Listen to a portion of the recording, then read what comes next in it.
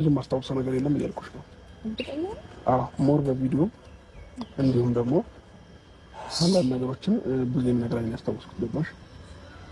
ስለዚህ ለሁለታችሁም ዛሬ ጥያቄ አለን። ሄርሜላንም አንቺም እስከዛሬ እየተፈጠረ በነበረው ነገር ማወቅ የምፈልገው ነገር አለ። ጥያቄ የፈጠረብኝ ነገሮች አሉ ጭንቅላቴ ላይ። ስለዚህ ብዙ ሞር ሀሳቡን አውርቼሻለሁ ብዬ አስባለሁኝና አሁን አንተ ወደ ራስህ ተመልሰሃል አብርሽ። ለማንኛውም ተረጋግተህ ነገሮችን በማስተዋል አድርግ። ምንም እንትን የሚፈጠር ነገር እኮ ነገርኩህ። አሁን ወደ ራስህ ተመልሰሃል። ዋናው ትክክለኛው ነገር ወደ ራስህ መመለስ ነበረ። የኔ አላማ ጤነኛ ሆነህ ማየት ነበረ። ያንን ደግሞ እግዚአብሔር ይመስገን እያየሁ ነው። ግን አሁን ለምታደርጋቸው ነገር ማንኛውም ብዙ ነገር አውርተናል እኔና አንተ። ለምታደርጋቸው ማንኛውም ነገሮች በማስተዋል አድርግ። ምክንያቱም የማይሆን ነገር ሆኖ በኋላ ራስን እንድትጸጸት ስለማልፈልግ ነው።